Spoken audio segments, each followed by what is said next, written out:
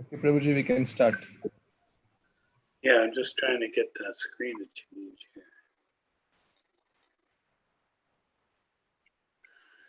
Okay.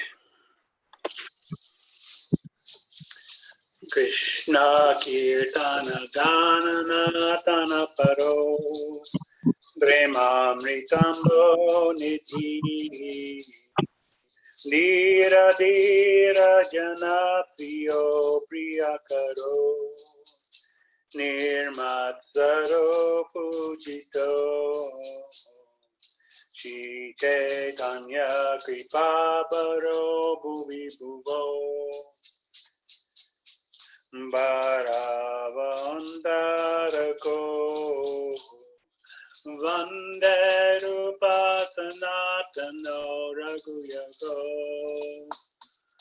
Shri Diva Gopalako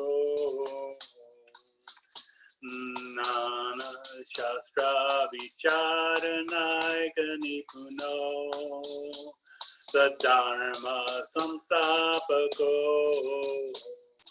Lokanamita Karano Nitibhuvane Manyo Sharanya Karo Radha Krishna Padara Vinda Bhajana Nandena Mataviko Vande Rupa Sanatano Raghuyako Diva Gopalako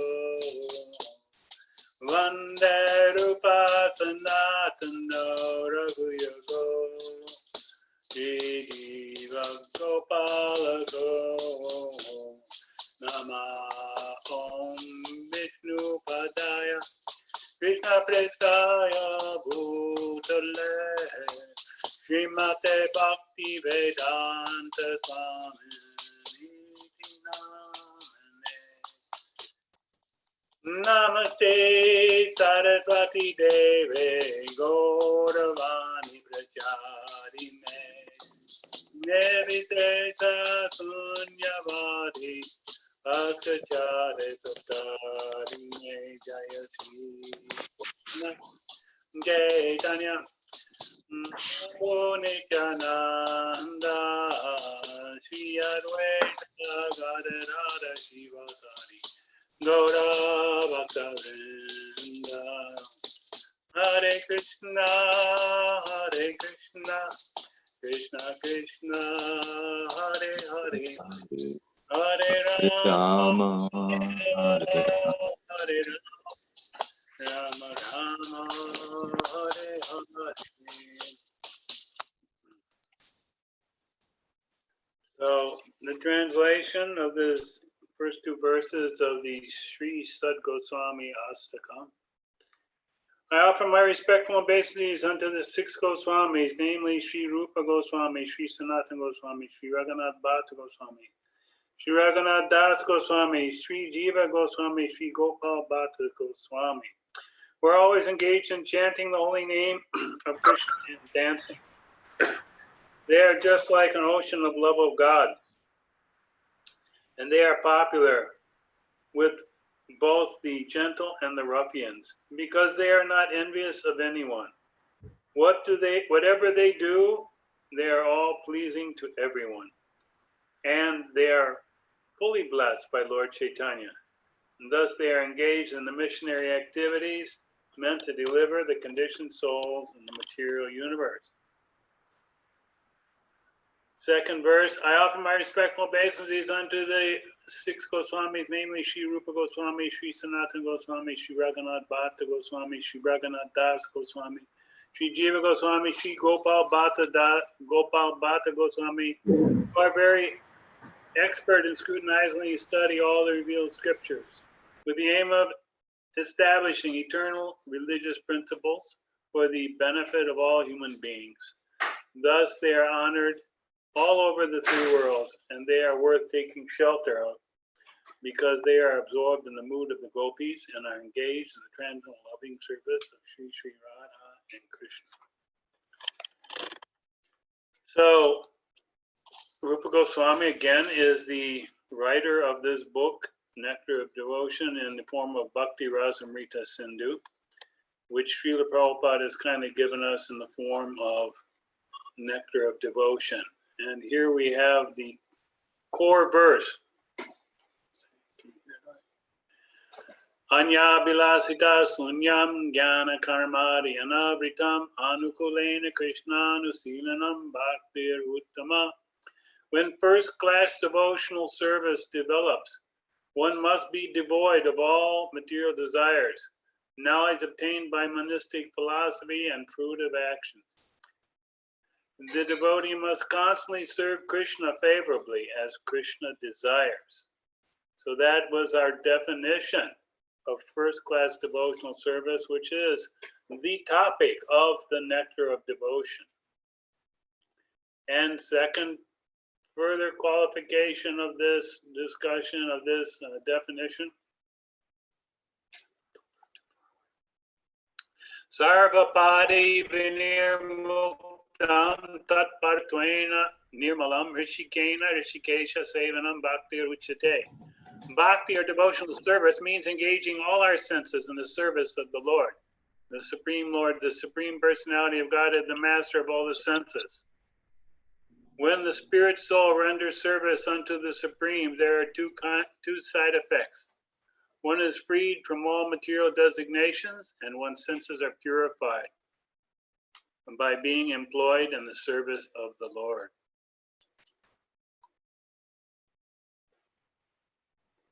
So it looks like we have many more of these people on. I don't know if everyone's on, but mostly everyone.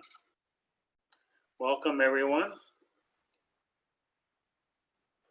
So we will begin by a quick review of last week. Last week we discussed the glories of worship of the deity. We discussed very feelingly offering prayers to Krishna.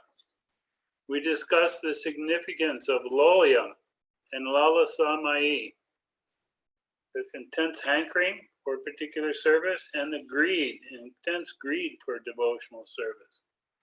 And we described the appropriate attitudes towards suffering in one's life with reference to devotional service.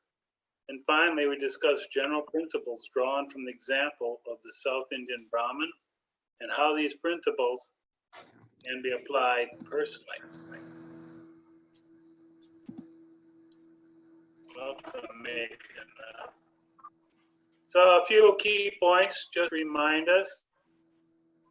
We must avoid blasphemy of the Lord or his devotees, and when we are witness to those things, we should take one of three types of actions. The first choice is to defeat the speaker by expert argument. So defeat them and show them how they're wrong in their statements. Not wanting or able to do that, one could give up his life, as the wife of Lord Shiva did when her father was insulting Lord Shiva. That is not recommended. And finally, leave that place immediately. So when someone's blaspheming, if you can't defeat them, then you should immediately leave that place. Another key point was dressing as devotees, dressing in dhoti or sari. Dressing in a dhoti or sari with tilak on the body is very important, beneficial, and Lord Chaitanya specifically did not like to see anyone's face who is not wearing tilak on his forehead. Tulsi beads are worn around the neck of the devotee, protect him from the Yamadutas, and they're very auspicious. And wearing all these things makes that place where we are into Vaikuntha. Hare Krishna. So there was 64 items of devotional service. And here we're listing some of them, about 20 of them, all pertaining to Archana, or worship of the deities. Now again, this is a brief last week. One is to accept flower garlands offered to the deities, or dance before the deities, bow down with obeisances to honor the deity, stand up to receive the Lord when he's passing in a parade or a procession. Follow the deity. So after you stand up, you should follow him. We should go and visit the temples. Of course, that will be after the virus lockdown is over. We should circumambulate the temple 3 times. Render service to the deity, whatever way we can, whatever options we have. Should partake of the deity's prasadam. We should try taking 3 drops of the charnamrita, the water bathed in the lotus feet of the Lord. We should be eager to smell the incense and flowers offered to the deity. For those who are pujaris and worshiping the deity, they may touch the feet of the deity. We may engage in seeing the deity, and finally, observing Arctic ceremony.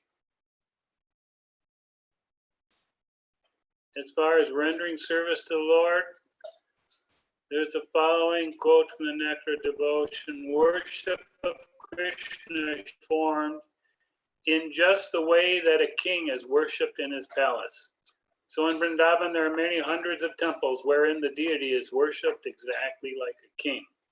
So you'll see that Prabhupada implemented this in his temples, and very high standard of deity worship.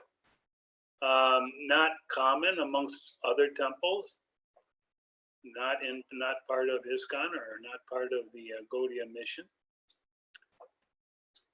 Some places they dress the deity once in a month or once in a year. So Prabhupada said that is not deity worship. Then Vigyap, submission is expressed, submitting ourselves before the Lord is expressed by first feelingly offering prayers, and 2, humbly submitting ourselves to the Lord for his service, and 3, desiring a perfectional stage, lala samai. This comes usually after the stage of bhava bhakti. If one develops lalyam or excessive eagerness for meeting and serving the Lord in a particular way, that is the price to enter into the kingdom of God.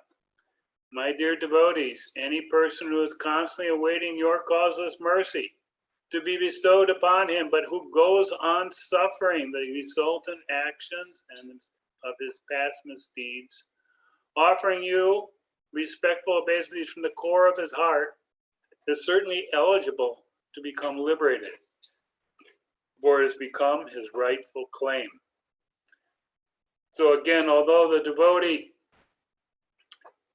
is experiencing kleshagni, the relief from suffering, still there may be some suffering given by Krishna, and he tolerates that and goes on with his devotional service and always offers his obeisances very respectfully to the Lord.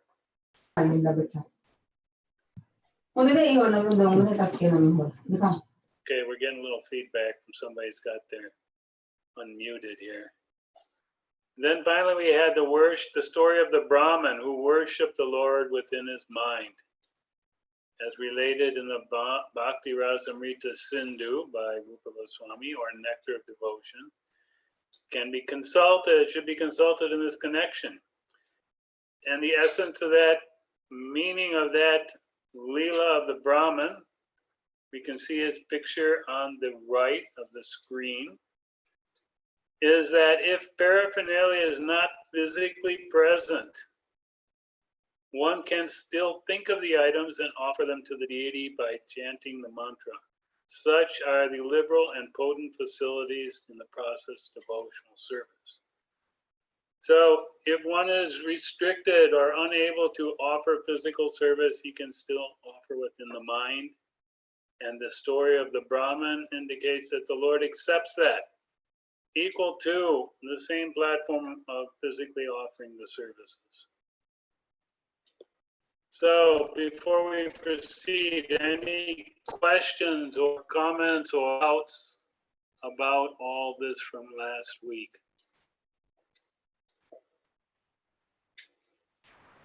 Yeah, I have one question regarding wearing beads around the neck and so on. Are those something that a devotee should do after being initiated, or does it matter? No, the beads and the tilak can be worn by anyone.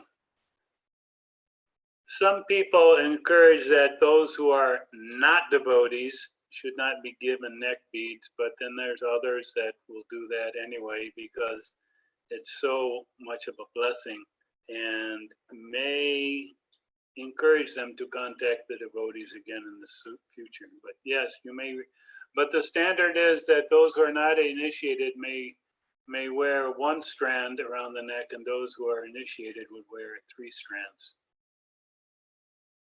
Maybe 2 or 3. What are the neck beads made out of, just in case? Huh? The neck beads, what are they made out of, just in case? Yeah, well, the neck beads we get are made out of tulsi. They're not made out of any other material. Any other questions? Hare Krishna, Prabhuji, Dandavat Pranam. Prabhuji, about the deity worship at home, if we have Gaunita, is there any specific rule, like we have to bathe them weekly once, or like on specific Ekadashis, or is there any specific rule, is there, Prabhu? Well, I would, my understanding is that it is good to bathe them regularly, periodically. Some households have the standard of once a month or once every Ekadasi, so being twice a month.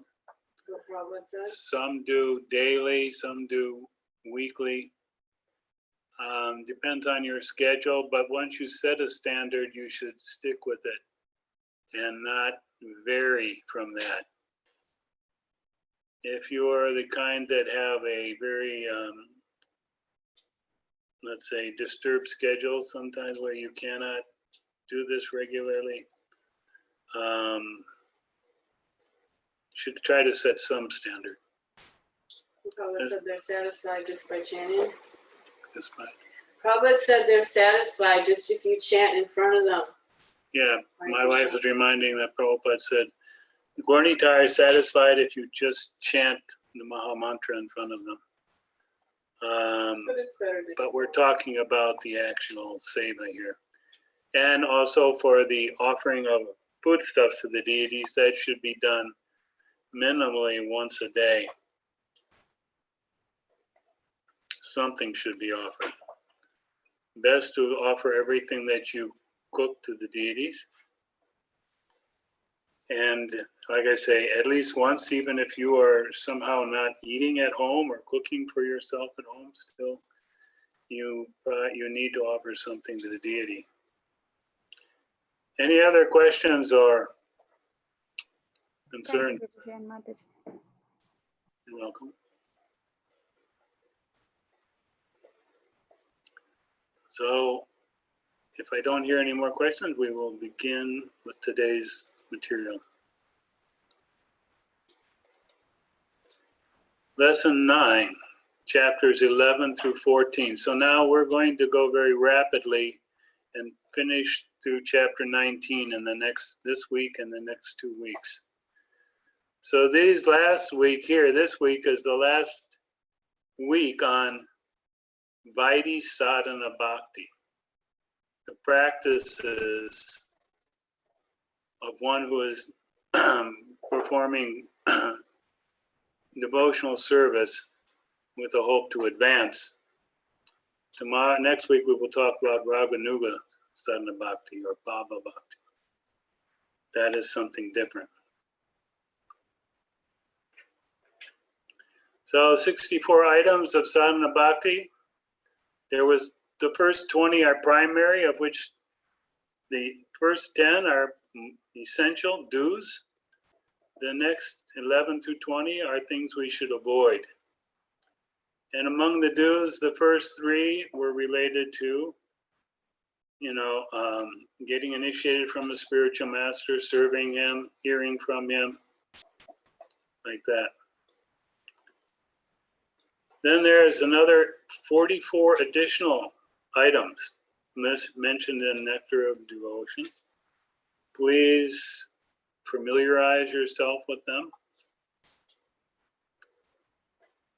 21 through 59 items are of sadhana, and the last 5 are somewhat of a repetition of the most potent items of sadhana bhakti, which we will describe and discuss in detail today. So again, this is the layout of these sadhana bhakti, chapters 6 through 13. 6 was the overview of the entire amount of the first 64 items. Evidence regarding further devotional principles that discussed items 1 through 18. Item 19 was about the offenses against the holy name and offenses to be avoided in seva. That was a whole chapter, 8. Further consideration of devotional principles was items 20 through 42 and techniques of hearing and remembering 43 through 46. And today we're going to be discussing aspects of transcendental service, covering 47 through 53. Further aspects of transcendental service, 54 through 59, and the last 5 most potent forms of devotional service, chapter 13. So, as stated in the beginning, the regulative principle of devotional service enjoins that all our senses must be employed in the service of the Lord. Exactly how that can be thus employed is described in the 64 items. So we've talked about this, how that we must engage all our senses and our mind in the service of the Lord. And Rupa Goswami is saying here, there are 64 different ways you can do that. So we should take note of that and become familiar so that we can practice them. Then today was some discussion about the place of Varnashram Dharma. So the place of the Varnas, the different occupational duties, Brahman, Kshatriya, Vaishya, Shudra, and the ashrams, Brahmachari, Grihastha, Vanaprastha, and Sannyasi. So in Srimad Bhagavatam, 11th canto, chapter 20, text 9, the Lord himself says, one should execute the prescribed duties of Vana and ashram as long as he has not developed spontaneous attachment for hearing about my pastimes and activities.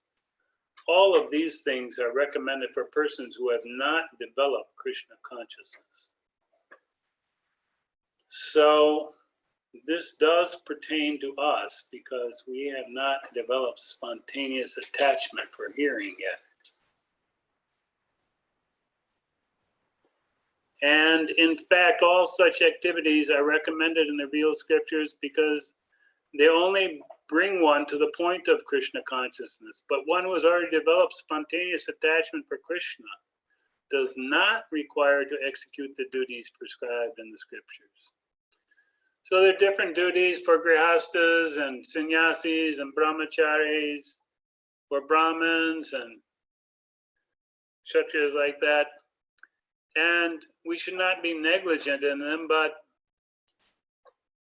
if one has this spontaneous attachment for the Lord, then he's not interested in anything worldly.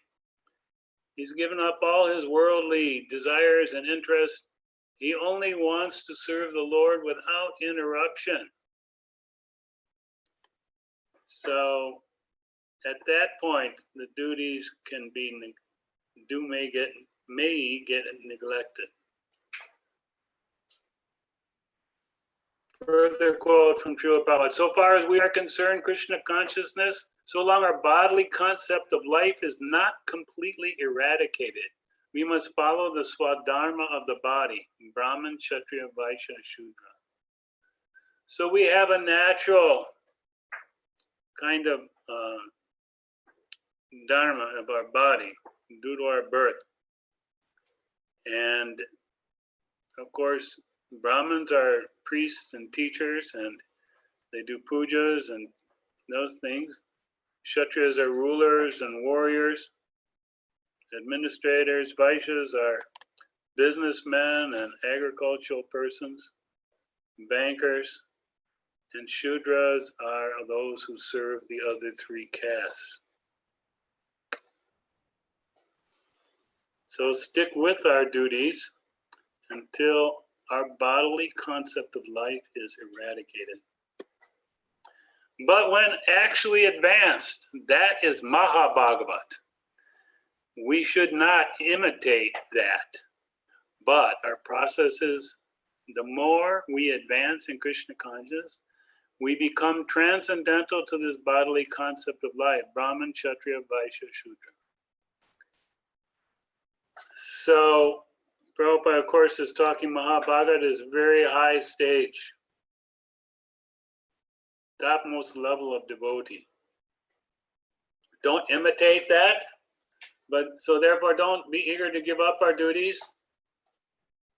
But as we advance, we're supposed to become free from our bodily identification. So any questions on this? The integration of Van Ashram and our practice of bhakti. Everyone clear about that? Some people think that Van Ashram is bhakti, but Rupa Goswami distinguished. It's not directly bhakti.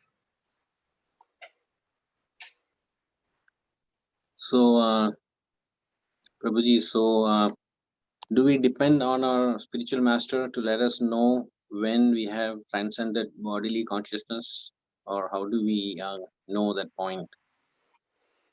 Well, definitely that point will come long after you accept and get initiated by a spiritual master. Because initiation is called the beginning.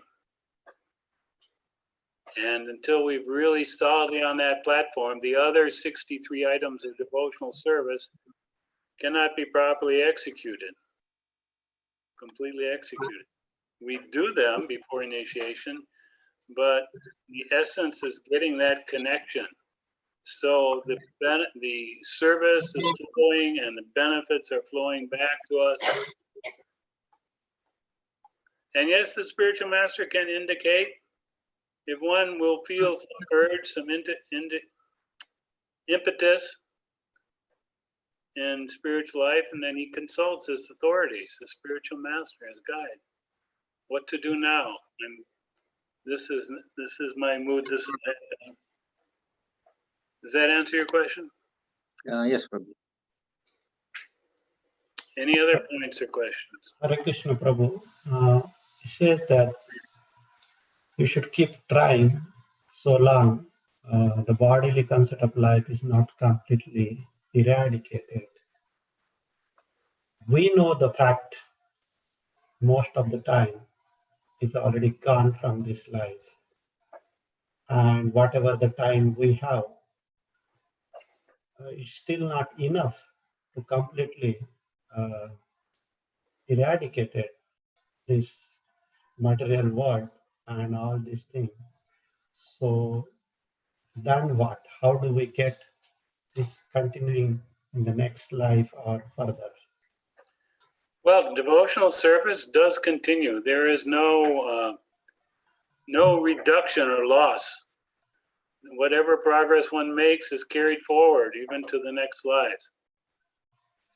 But Prabhupada said, if you take seriously this Krishna consciousness, you can finish it up in one life. That's how he said. So try for that. The spiritual master can be a very active person in our life to help us advance. Of course, spiritual master doesn't only mean initiating spiritual master. It may mean those who are giving guidance, shiksha. So some people think that only the Diksha Guru can give advice, give guidance, but actually, and Prabhupada created this ISKCON to give, so there's so many Shiksha Gurus. And we should finish up. It can be finished up. One time a devotee asked Prabhupada, how long does it take to become Krishna conscious? He said, you can do it in 1 moment. There's examples in the Shastra of great devotees who gave up everything in 1 moment and completely surrendered. Generally, that's not how it happens, though. But when one becomes connected with a spiritual master, he can be very enthused that now my connection is made, and as long as I follow his instruction, I am very safe. I am on the right path, and I will be guided to the final destination. Prabhupada even said the spiritual master is so intimately connected with the disciple that he may come back in the next life to continue to guide the devotee, a disciple, on the path. But he said, don't make me come back. In other words, don't be negligent. Execute properly so that it can be finished. Some of the devotees that we know, Please come. some of the devotees that we know who left their body, have already left their body, went through a tremendous transformation just before they left this world. And they were saying amazing things, indicated to us they had made a lot of spiritual advancement really quickly at the end. Yeah, there was one disciple of Prabhupada, and in the presence of Prabhupada, he took sannyas and took some preaching mission, went out and preached as sannyasi very boldly for Prabhupada. After Prabhupada left the planet, as after some time, he stopped and he gave up his sannyas and he stopped his preaching. And eventually, again, he got married to a person, a lady who was not even a devotee. He never told her he was a devotee. He showed her no signs that he was a devotee. He kept all his books locked up in a trunk, and his beads and everything. And he was dying. As he was dying in the hospital, he suddenly, in his last moments, cried out very loudly, "Oh, Srila Prabhupada, you have come. You have come." For me. So, for me. So, in that way, we can understand that Srila Prabhupada did not forget this devotee's surrender, even though he apparently had given up. So, what is the full meaning of that? You have to contemplate. And his wife. His wife later on opened that trunk and saw everything, saw the book, found the temple. His wife was there at the time it happened, and she did not know who Prabhupada was. She didn't, what's this all about? And then she found the trunk. Yeah, she found the trunk, read some books, understood a little bit, went to the temple and told the devotees what exactly happened, and everyone was simply amazed. So the point is that we can finish everything up very quickly in this life. Any other questions, comments? Thank you, Prabhu. You're welcome.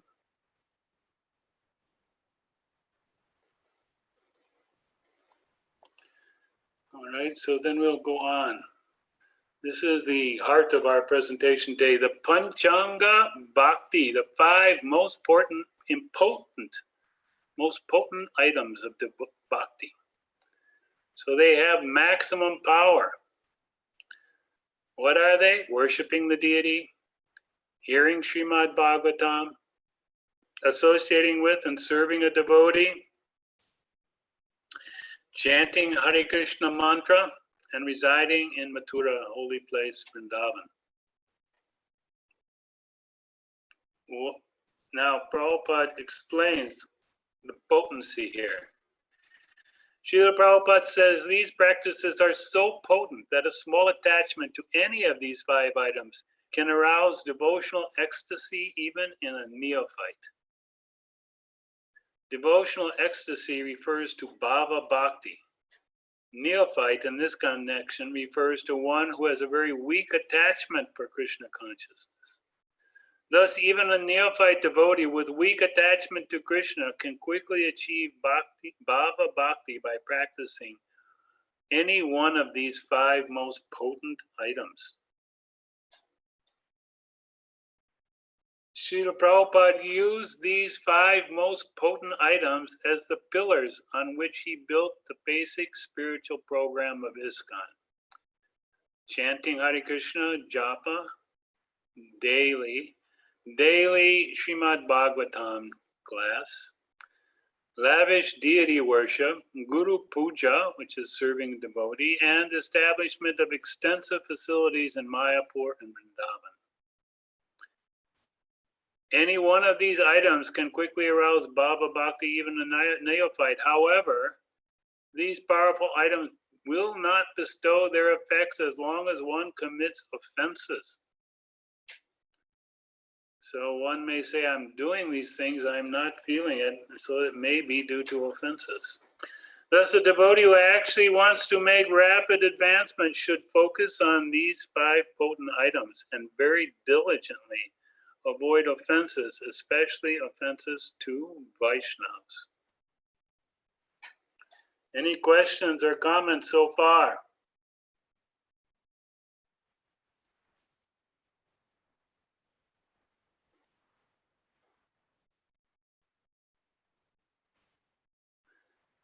So again, the 5 items: worshiping the deity, hearing Srimad Bhagavatam, associating with and serving a devotee, chanting Hare Krishna mantra, and residing in Mathura.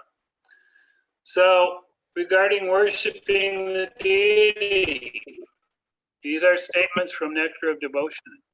Srila Rupa Goswami composes a beautiful metaphor to illustrate the special efficacy of deity worship. Quote, my dear friends. So this is like, a metaphor. He says things in a negative way to indicate what you should do. My dear friends, if you still have any desire to enjoy the company of your friends within the material world, then don't look upon the form of Krishna, who is standing on the bank of Keshigat. He is known as Govinda, and his eyes are very enchanting. And he is playing his flute, and on his head there is a peacock feather, and his whole body is illuminated by the moonlight in the sky. So he says, if you want to keep your friends, your material friends, don't look at the form of Krishna. So this type of poetic metaphor condemns what it seems to praise and praises what it seems to condemn. Thus it instructs one to see the beautiful deity of Govinda and Vrindavan, and thereby become completely indifferent to the attractions of the material world. Complete indifference is one of the 9 symptoms of Bhava Bhakti, namely Virakti. And Srila Rupa Goswami thus shows that seeing the deity, especially Govinda form, can quickly evoke devotional ecstasy, bhava, even in a neophyte. And I know that many devotees, they come to see the deity in the temple and they are greatly affected by seeing the deity, because the deity is dressed with and prepared with so much great devotion and worshipped with so nicely in the temples. And of course, that is because those who are doing those worship, that seva to the deity, they are dedicated Vaishnavas. One may go to some other temple and they may or may not have the same effect because the deity is not being worshipped in the same way. Any questions, doubts, or concerns? So, Prabhuji, we'll be covering the other 8 symptoms of Bhava Bhakti later on. No, not today. We'll cover them next week. Okay.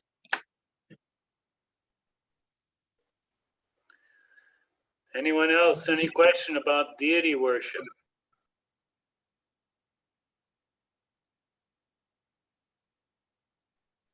So we can do this deity worship in our homes. And I know one of my advisors, he's pointed out to me regarding some question they had at some temple, that once the seva to the deity begins, that deity is considered installed, personally present. When the devotee is there to worship, Krishna comes to receive that worship.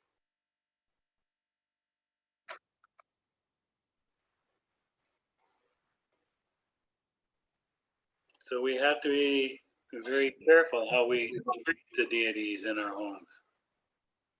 What to speak of in the temple. Do not be casual or careless. Remember last week we were reading how the deity is worshipped like the king. And that means we should treat him very carefully and respectfully and offer the things that are required. Learn the steps and the procedures that are needed for worship so Krishna will accept.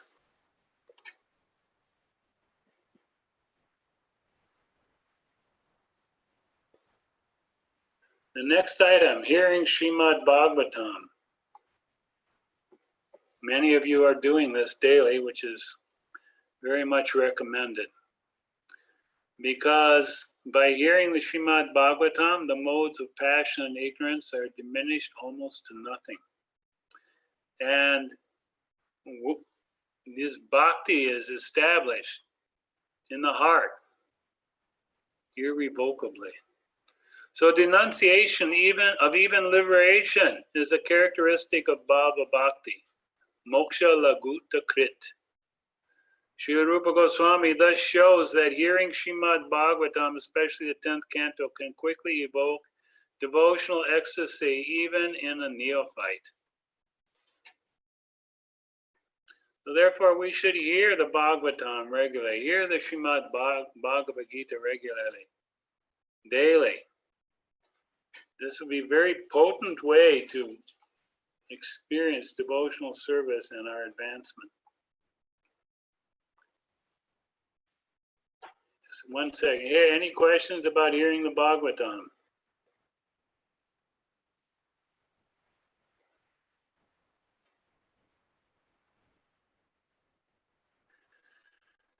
Serving or associating with Srila Rupa Goswami describes the rich devotional sentiments of a devotee in whose heart the Lord has appeared. Quote, "It is very astonishing that since I have seen this personality of Godhead, who is washed by the tears of my eyes, there is shivering of my body, and he has made me a failure in executing my duties. Since seeing him, I cannot remain silently at home. I wish to go out to him always." This text seems to exemplify how one can achieve bhava by seeing the form of the Lord. However, actually, the purport is that the association of devotees who are enriched with devotional symptoms mentioned above has tremendous potency to inspire one's Krishna consciousness. Thus, the verse illustrates the efficacy of serving a devotee. So this is a open secret that by serving a devotee, one can make rapid advancement. One's faith will increase. One's detachment to the material world will increase.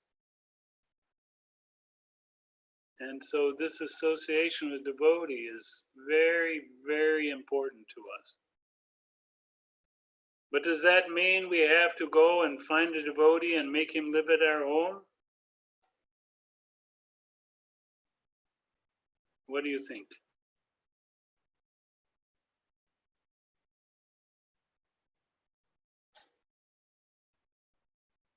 No one knows?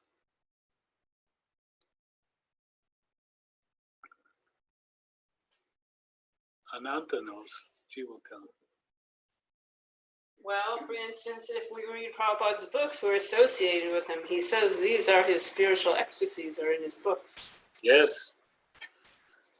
And Prabhupada said, I have never been separated from my spiritual master even for a moment. So for his whole lifetime. Because he was always holding the order of the spiritual master in his heart and trying to execute it. So that is certainly another way of associating with devotees and serving him, of course, serving his mission, serving his instruction. And the primary method of serving is what?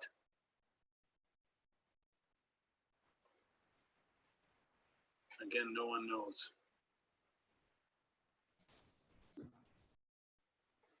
Go ahead. Following his instruction. Yes, Family's instruction. that wasn't the one. That's not the primary method, but that is very important. The first and easiest method is to do what? Chanting. Again, chanting is important, but that's not the one that's the primary. Follow their instructions. Association. Hearing from him. The guru, the devotee is speaking, and the first service is to hear from him. Just like in the 9 processes, it's the first process. So, Shravanam Kirtanam Vishnu Smaranam. Shravanam first, Prabhupada said, is hearing. Then all the other processes will happen. So we should not think that hearing is secondary. Hearing is primary.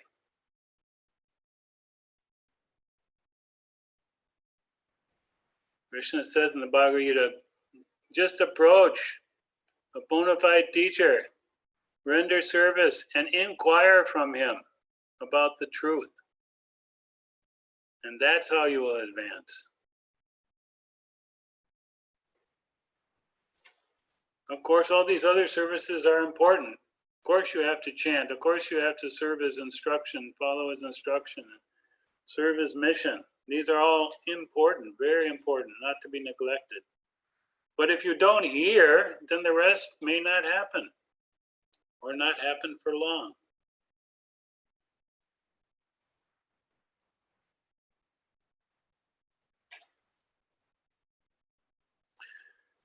Living in Mathura. And Mathura is Vrindavan. According to Jiva Goswami, transcendental realizations of beauty and bliss, manasi kamapi babam kanana noti, indicate mental realization of one's eternal serving mood, Swarup Siddhi, which occurs during the stage of Bhava Bhakti. Srila Rupa Goswami thus so simply by remembering Vrindavan, one can quickly evoke devotional ecstasy bhava, even in a neophyte. So he says, remembering Vrindavan, what to speak of visiting. And if simply remembering Vrindavan can cause such powerful realizations, certainly one's transcendental feelings will immediately be aroused by actually being there. Srila Prabhupada says such transcendental feelings are aroused immediately and without fail after one arrives in Mathura or Vrindavan. Any questions or comments here?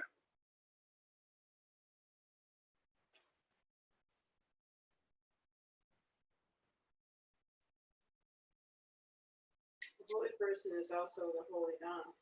Who? The holy person is also the holy Dham. His feet are there. Yes. So, Prabhuji, is it actually the physical Vrindavan and Mathura or any holy dham? Well, since we are followers of Chaitanya Mahaprabhu, which indicates we are Rupanugas, followers of Rupa Goswami, Rupa Goswami is encouraging us and directing us to remember Vrindavan specifically. It's not to say there's something wrong with remembering, the holy appearance of Lord Ram or Nrsimhadev or others. But those, as we heard in the song to the 6 Goswamis, these persons are the followers and worshippers of Radha and Krishna. They are personally absorbed in the mood of the gopis and are engaged in the transcendental loving service of Radha and Krishna. So that's where they're directing us. So if we are their followers, that should be where we're going. If you're very attached to going somewhere else, it's not wrong, but it may not be expected.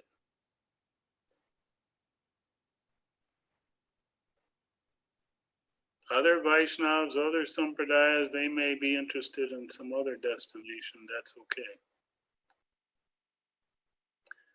Other questions, Thomas?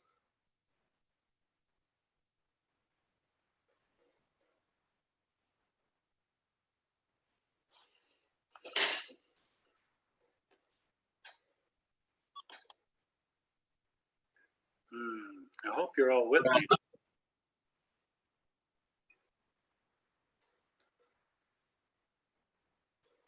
Wait, did something get missed here?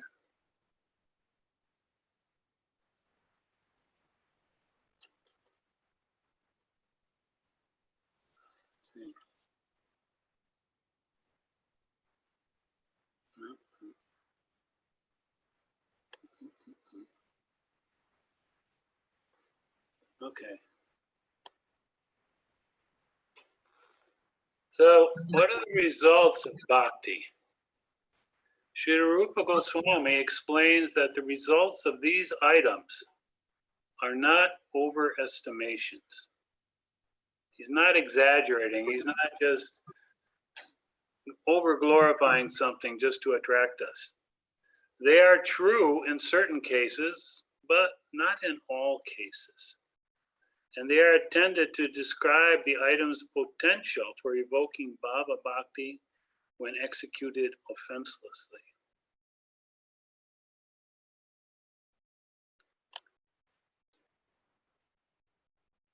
So,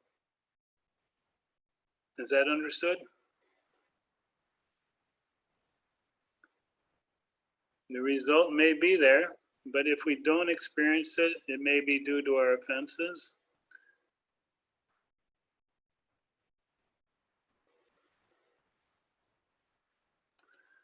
So, in chapter 14, there's a little bit of a discussion about jnana and vairagya and bhakti. Some scholars recommend that knowledge and renunciation are important factors for elevating oneself to devotional service. But actually, that is not a fact. Here we can see the sadhu sitting on a bed of nails. He's executing some severe kind of penances here. See? Actual cultivation of knowledge or renunciation, which are favorable for achieving a footing in Krishna consciousness, may be accepted in the beginning, but ultimately they may also come to be rejected.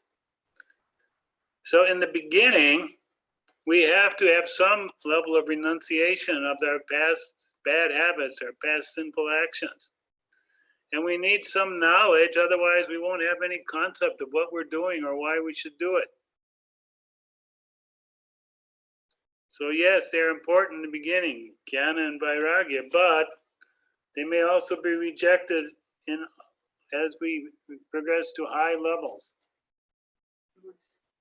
Mental speculations and artificial austerities of yoga practice may be favorable for becoming liberated from material contamination, but they will also make one's heart harder and harder, and they will not help at all in the progress of devotional service. So here we can see a man was holding his hands straight up. He appears he's not eating much, very thin. His hair is just all bound up. He never cuts his hair. Hardly wearing any clothes. Practicing his austerities. But the heart becomes harder and harder. And that doesn't help. For devotional service, the heart has to be very soft. So Rupa Goswami recommends that one should not be attached to material sense enjoyment, but we should accept everything enjoyable which is in relationship to Krishna. So not that we're trying to enjoy, but if it's something good we can offer to Krishna, then that should be kept. It's like we may enjoy mangoes. So if we offer the mangoes to Krishna, that's good. Not that we say, oh, we'll never offer mangoes to Krishna because I enjoy them too much. That would be false. One should not give up anything which can be utilized in the service of the Lord. That is the secret of devotional service. Anything can be utilized in advancing Krishna consciousness, and devotional service should be accepted. So, to whatever extent we can use things for Krishna service, we keep them and we use them in that way. We're not using them for our own sense gratification, but to please and serve the Lord. Anashaktasya vishayan yataram upayunjata nirbandha Krishna sambandhe yukta vairagyam uchate. When one is not attached to anything, but at the same time accepts everything in relation to Krishna, one is rightly situated above possessiveness. So not attached means I can keep it or I can give it up. It doesn't matter. But if something can be used for Krishna, then I will accept it immediately.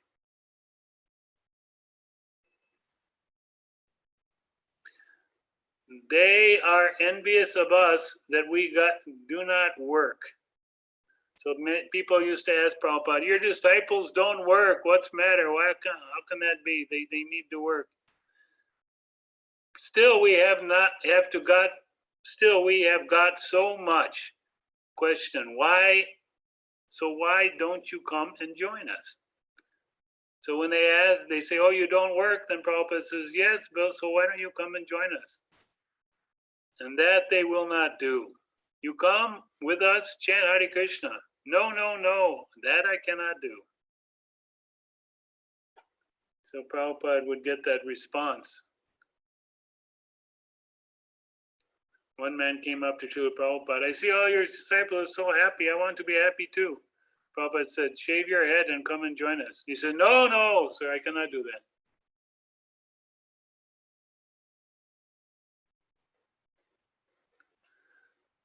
The impersonalists who try to avoid everything material may undergo severe austerities, but they miss the opportunity of being engaged in the service of the Lord. Thus, their renunciation is not sufficient for perfection. So, everyone understand this concept of Jnana Vairagya and Yukta Vairagya. Any questions about that? Can you define them again, please? Jnana and Vairagya, knowledge renunciation, that we do not emphasize overly on that because it makes one hard-hearted, and Yukta Vairagya is using everything. Proper renunciation, use everything in the service of Krishna. Questions, comments?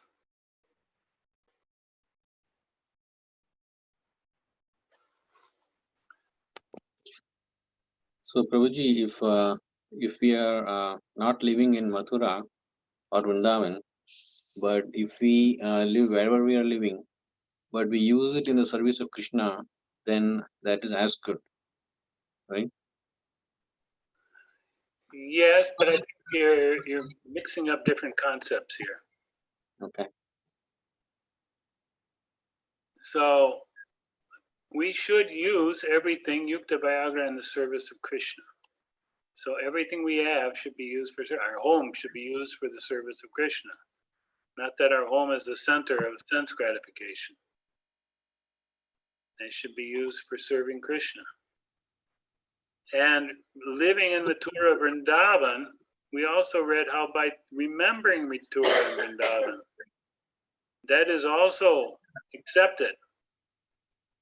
So how will you remember Mathura and Vrindavan? Some people put pictures of Mathura and Vrindavan around on their walls to remind them of the different holy places, different activities there.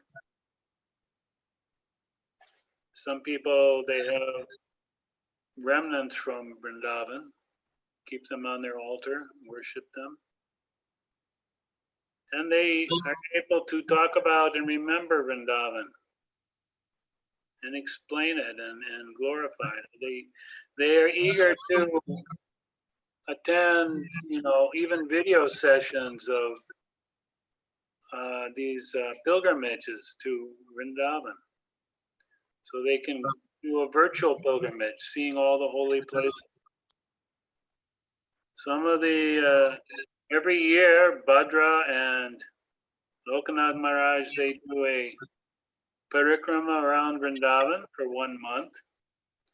Ramapad Swami, he also does parikramas in different places, sometimes Vrindavan, sometimes other parts of the holy places.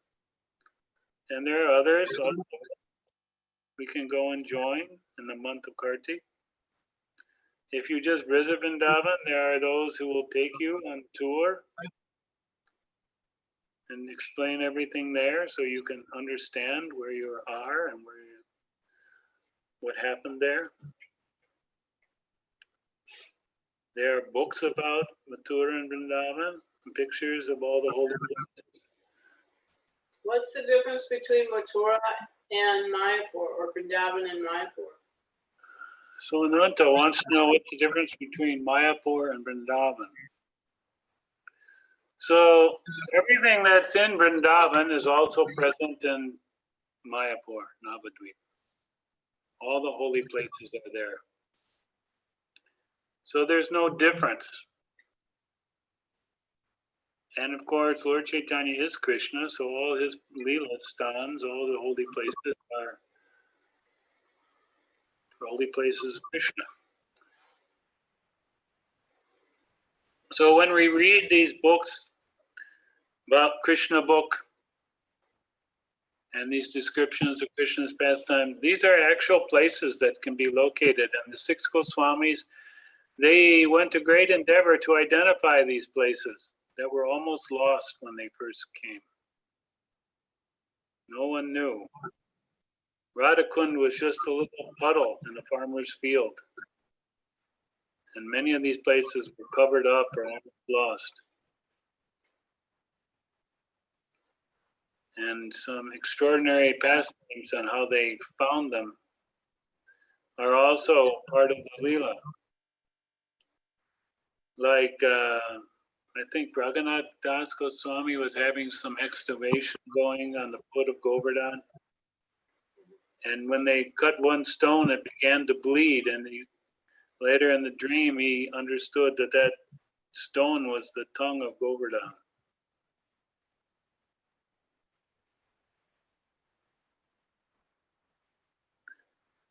So different Leelas are there. Any question, comment? Hare Krishna Prabhuji. So I mean, yeah. So even like Jagannath Puri and other are also similar, Prabhuji, or is there any specific? Well, Jagannath Puri is of course different. It is not Vrindavan, but it is the description that it is, certainly Vaikuntha Loka in the location of Jagannath's Leelas. And there are some books available to understand what are the Lord's Leela, both as, especially in the history of the Jagannath deity there. So those are very holy places, no doubt, and we should visit them. But here, Rupa Goswami is specifically talking about Vrindavan. And, that Lord Chaitanya lived in Jagannath Puri for many years. and engaged in his pastimes there. So there's many holy places there for that purpose also. Other questions? Did that satisfy you? Yes, Prabhuji.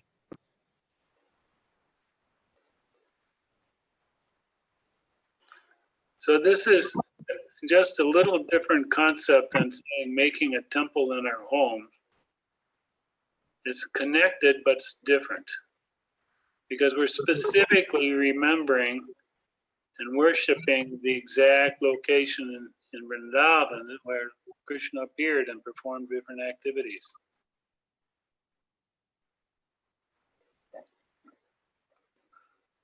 More questions or comments? So Dwarka is like not childhood pastimes, but more grown-up pastimes. And Vrindavan is childhood pastimes, which is more relished, I guess. Well, Krishna stayed in Vrindavan through his youth. There performed pastimes with the gopis. And Krishna never aged in appearance beyond when he left Vrindavan. So at the Battle of Kurukshetra, 120 years he would have been, and yet he looked like a young man. But Dwarka is a different place. Not to say we don't visit, but it's just here, again, the emphasis is, as Rupanugas, we have a specifically high place worship in our mind for Vrindavan. Tell them it's a different mood. Dwarka is a different mood. Dwarka is a different mood, or Aishwarya. Which means, I already know what Aishwarya means. yeah. I don't even think Maharani knows. You know what Aishwarya means? See, she says yes. Anyone else? Question, comment? Prabhuji, no question, but actually, when Amarendra Prabhu was in Tampa, so he actually gave 1.5 hour, Krishna Katha on, there are actually two Krishnas. One Krishna never left Vrindavan, and only the other Krishna actually left Vrindavan. Yes, that's a whole Leela to understand. Then when Vasudeva takes Krishna across the Jamuna, the Krishnas are in essence switched. And then when Krishna leaves Vrindavan to go kill Kamsa, again, there's some switch when they take bath. And their charioteer sees them in forms of Vishnu in Jamuna River. But thank you for that. Anyone else? Questions, comments, additions?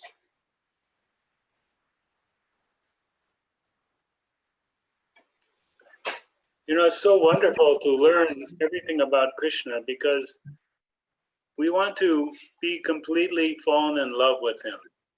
And when you love someone, you want to know all about them. You want to know their personality, their likes, their dislikes, what they wear, what they look like, who their friends are, who their relatives are, where they lived. You want to know everything. Everything becomes impetuses for love. With devotional service, that is to the pure and highest degree. More questions, comments?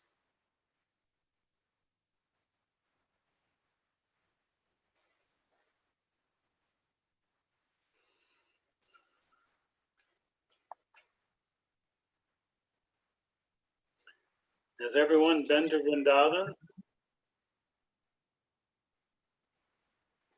Yeah, I've been. Yes, Prabhu. I have not been, Prabhuji. Oh, okay. No, Prabhuji. I have been there, Prabhuji. All right. So even though some of you have been there, it may not all have been an opportunity to have a very good tour by a devotee who is very expert. You know, that one of these devotees who can explain everything is Dinabandhu Prabhu. He has been living in Vrindavan, giving these tours of Vrindavan for 40, 50 years. And he can tell us so many of Krishna's leelas and input, you know, importance of different locations we never even heard of. He's actually even written a couple of small books describing the Vraja Leela and some of his the things that he talks about. I think I can post a picture of the cover of those books. You may be able to find them. Anything else? Questions, comments? I wonder if there is any video. There must be a lot of videos on parikramas or the various places in Vrindavan.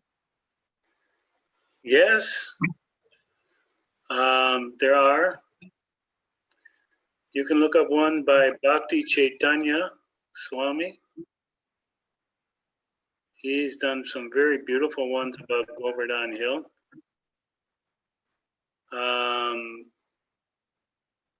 I'm not sure what all ones are out there, but you may find some by Romapad Swami or some others.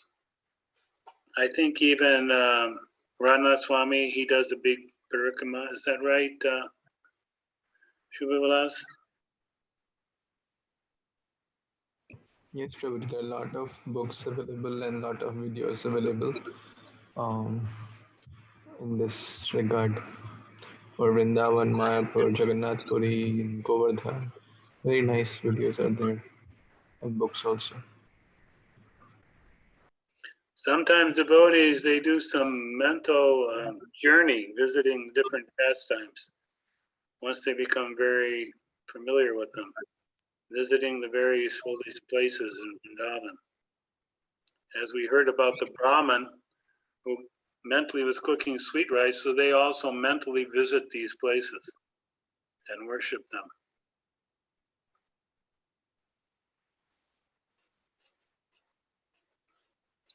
Anything else?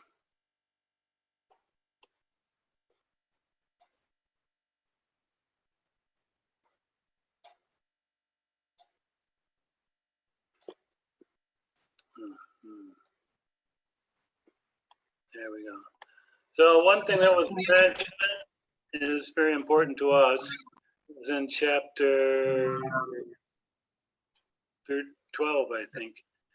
Worshipping Tulsi tree. So we have a prayer. Let me offer my respectful obeisances unto the Tulsi tree, which can immediately vanquish volumes of sinful activity. And we know by pouring water on the Tulsi tree, one can be freed from the fear of being sent to the court of Yamaraj. And when the Tulsi leaves are offered in devotion at the lotus feet of Lord Krishna, there is full development of love of God, Godhead, from Nectar of Devotion, page 99. And on the right, Tulsi in the spiritual world is known as the Gopi Vrinda Devi. And there are different names which worship her. Vrindavani, Vrinda, Vishva Pujita, Pushpasara, Nandini, Krishna Jivani, Vishva Pavani, and Tulsi. So these are all special names for Srimati Vrinda Devi, Tulsi Devi. Very important, our worship of Tulsi Devi, devotional item. So a group exercise, we'll do this in a different way now.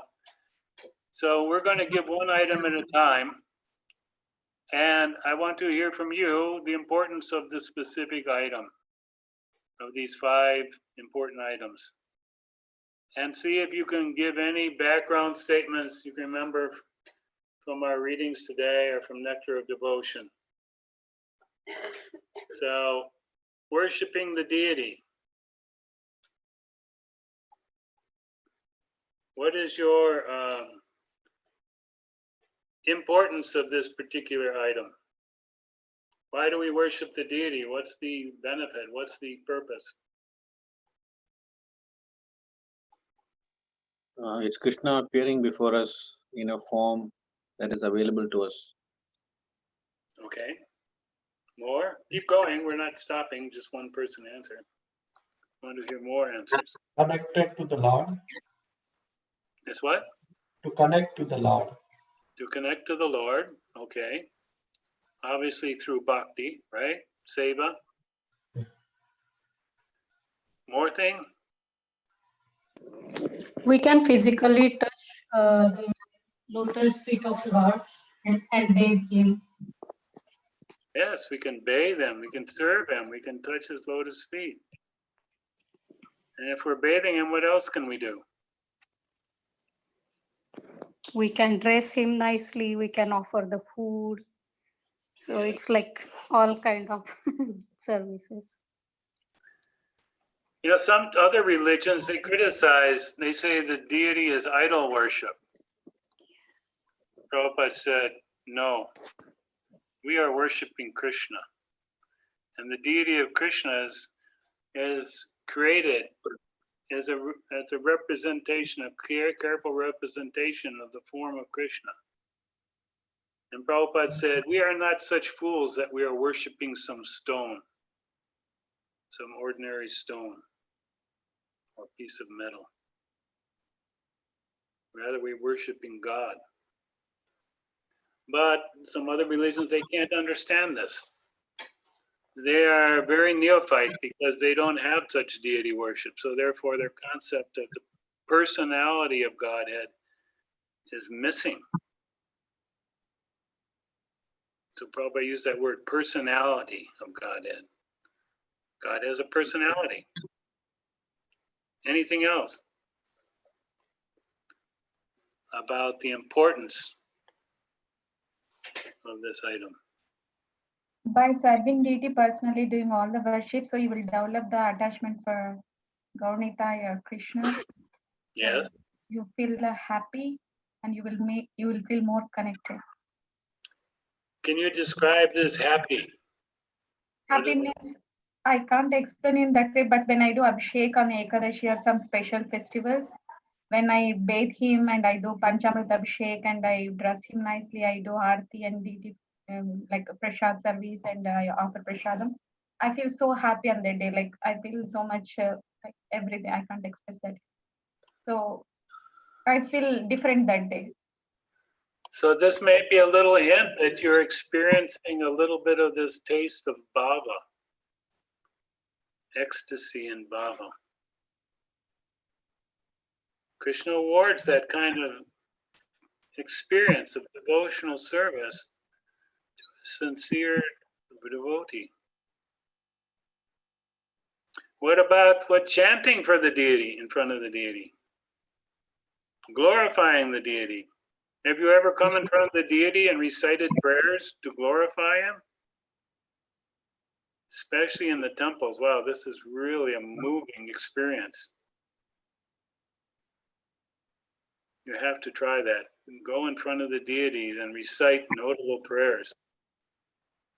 Like Chintamani Prakrasadma Sukalpa Vriksha Laksha Viteshu Surabhi Abhipalayantam Lakshmi Sahata Sambhava Sevyamanam Govindamari Purusham Tamam Bhajami. Actually, while bathing, we chant this mantra. While they're pouring the water on the deity, we chant this mantra. And other parts and other verses from the Brahma Samhita. It's so nice, so sweet. And what else do we do? This worship of the deity, what do we get from the deity? What do they give us? Prasadam. Oh, prasadam. That's the most important. What else do we get? Renuka, Mercy. you bathe the deity, so what do you get after you bathe the deity? Charanamrit. Yeah, Chanamrita. What else is there that it comes in, as we would call prashadam, but you may not eat it? Mercy. Mercy, but I'm looking for specific items that are offered to the Lord that then we appreciate with our senses. The lamp. Yeah. Flour, yeah. And any unused agarbati? Yeah.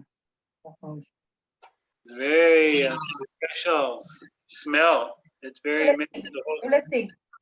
What's that? Tulasi leaf offered to lotus feet. Tulsi leaves, yes.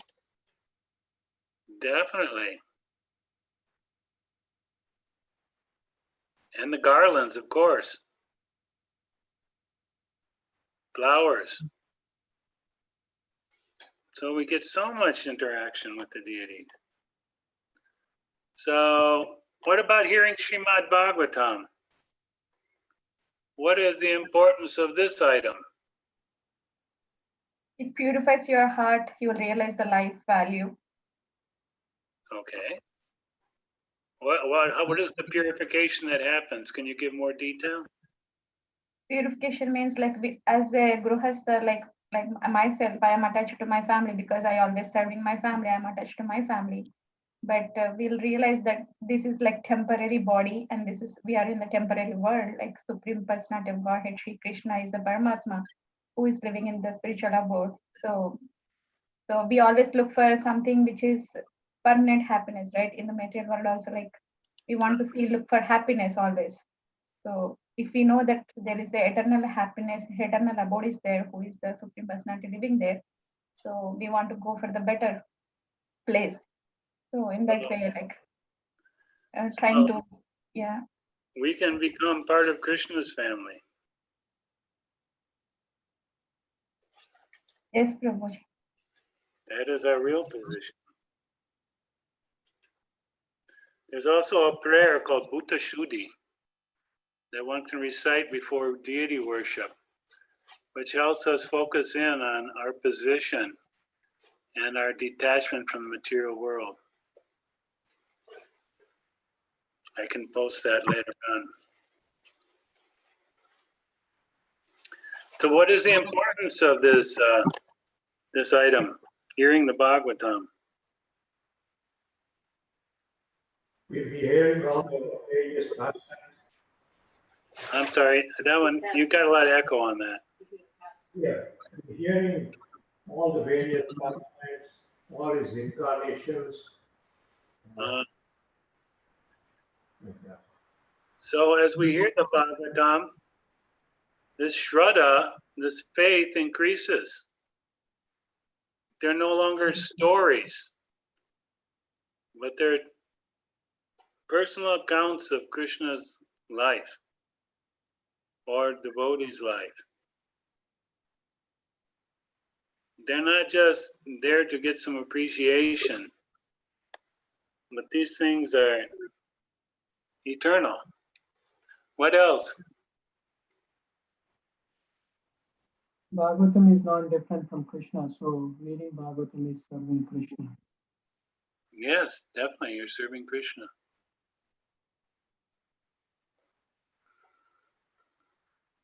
And if we become very expert at hearing, especially Krishna's Leela, we may gradually be able to feel more that we're entering into that pastime.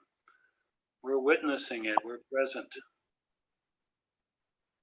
But our heart has to be very pure at that stage. Great saints like Rupa Goswami, Raghunath Das Goswami, they wrote down the Leelas of Krishna because they were seeing them in front of their eyes. I would say like transcendental TV. Like a TV, yeah.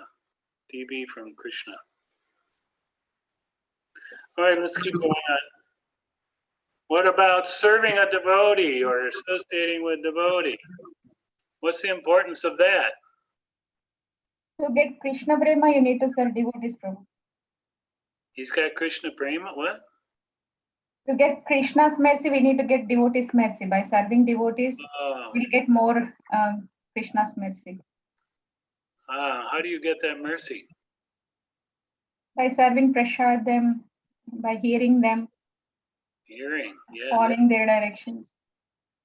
Vani Seva, Vapu Seva. What's that one? You got a lot of background. Vani Seva, Vapu Seva of the Acharyas. And also Krishna, it is very difficult to serve Krishna directly. So if you become servant of the servant of the servant of the servant, Krishna is more happy.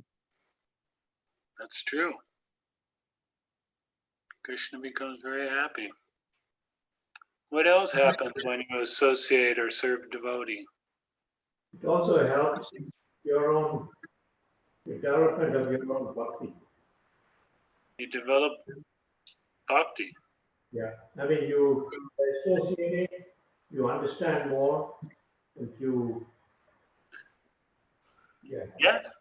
Yes, you'll understand by hearing from them. So much more about devotional service, about Krishna. Because when they say something, it's based on their realization, their faith. It's not simply reading a book anymore.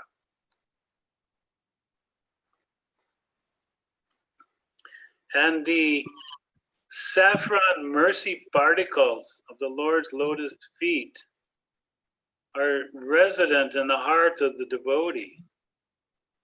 And when we come and serve them, those particles fall on us.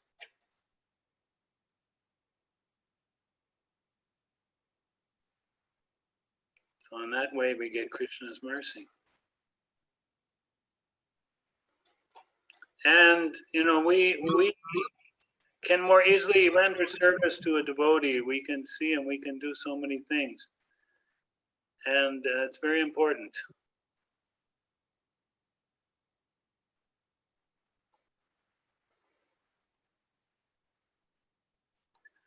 Chanting the Hare Krishna mantra is a most potent form. You all should be having volumes to say about that.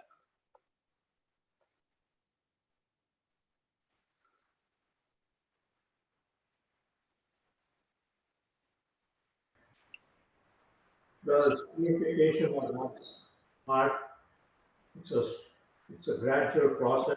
You keep on chanting and you learn to focus the mind, so that helps you more and more as you go on. Okay. More things? Yeah, because Krishna is present in his name. And then, therefore, your direct association with Krishna himself. yes. What else?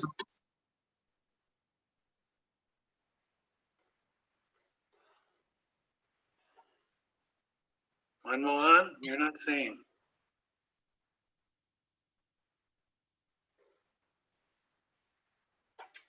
Sorry, Prabhu. What is the importance of chanting the holy name?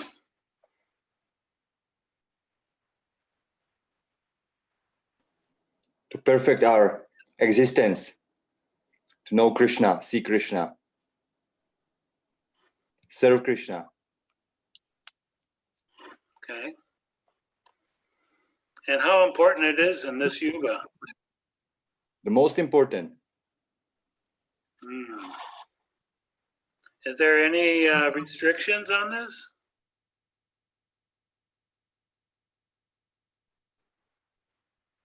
No restrictions. It should be done anytime, anywhere, regardless of anything. And by anyone? Very good. And okay, let's go over here to the last item. Residing in Mathura, Vrindavan. What is the importance of this?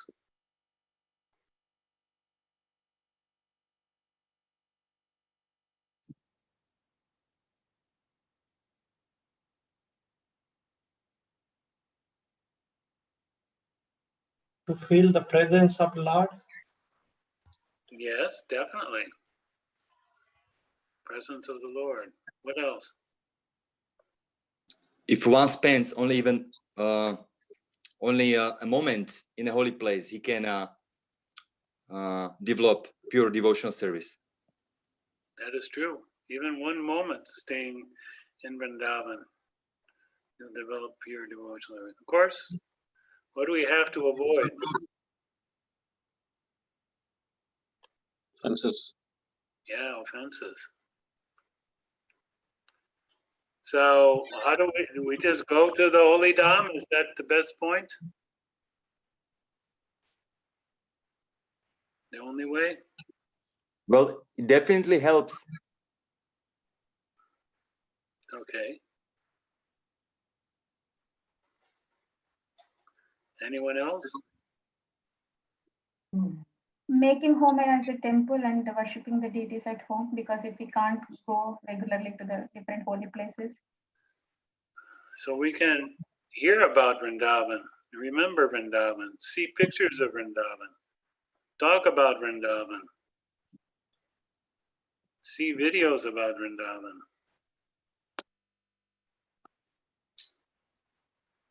And when possible, go visit Vrindavan. Also, the scriptures are saying that unless one rolls in the dust of Vrindavan, he cannot get Krishna Prem. Okay. So Manmohan, if you have any dust, next time we'll have to take some on our heads. I have some at home. Okay. We'll make appointment to come see you. Sure. Anything else? Prabhuji, how do we, like earlier we saw that if you just chant Mahamantra, then any offenses that you commit, we don't have to do prayashchita.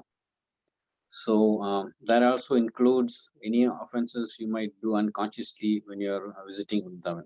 Is that correct understanding? Yes, but it's good to know what those offenses are and not commit them. Yeah, but unknowingly if we commit. Yeah, but I mean, like my point is you're not meant to be kind of ignorant and just go there and just say, oh, well, whatever happens, happens, you know. Especially, you know, we tend to commit offenses against the residents of Vrindavan, taking them to be ordinary souls. But the scripture says anyone who resides in Vrindavan, a holy place, is better than a four-armed form of Vishnu. So we have to give them all respect. Even those who are taxi drivers and fruit sellers and all those things. What to speak of all the pilgrims.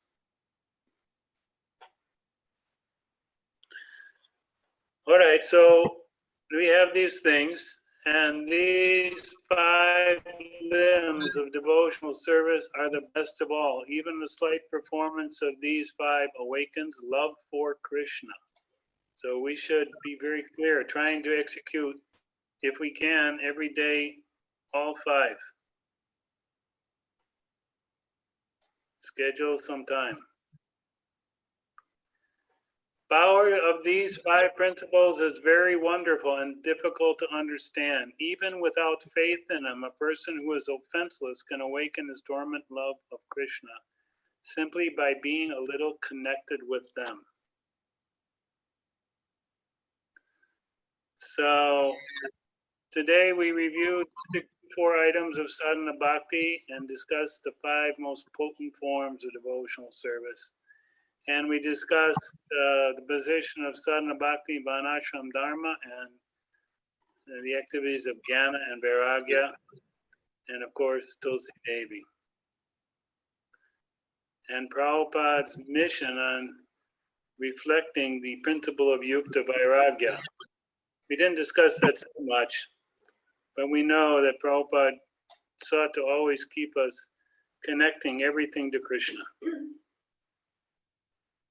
So again, a quote, one should therefore be encouraged to develop his service attitude towards the Lord. because this will help him to chant without any offense. And so, under the guidance of the spiritual master, the disciple is trained to render service and at the same time chant the Hare Krishna mantra. As soon as one develops a spontaneous attitude, he immediately can understand the transcendental nature of the holy names of the Maha Mantra. Srila Prabhupada ki jai. Any other questions or comments?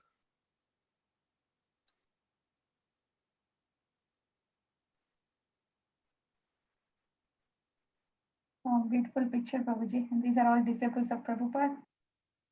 What is that? Disciples of Prabhupada. Disciple? Yeah, I think so. That's all at the time Prabhupada was present. Yeah, since Prabhupada is there, those are his disciples. There was no other guru in ISKCON. You can count them if you like. You can count them. I wasn't there, so it's not all of us. No, these are only the men. I don't see any women allowed in. I think. No, I don't see. Yeah. Maybe they're way in the back. No, it could be. Or maybe they're on the balcony. Yeah, they could be in the balcony. Anything else? So please take time to prepare and read the next section. We're going to be two more lessons. Finishing next lesson is on Bhava Bhakti. Although we're not in Bhava Bhakti, and it may be a while till we're there, it's still good to understand it and to know that it is our destination. Please do try to complete the homework, and if you haven't read the material, try to find time to read the material because so much more detail is there. So what are next week's chapters? Next week's chapter will be 15 to, I think, 17.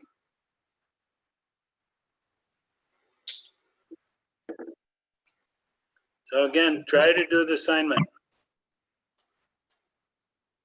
Sure, Prabhuji. Many of you are slacking on that. Thank you. Hare Krishna. Thank you, Prabhuji. Jai, all glories to Srila Prabhupada. Hare Krishna. Hare Krishna. Thank you, Prabhu.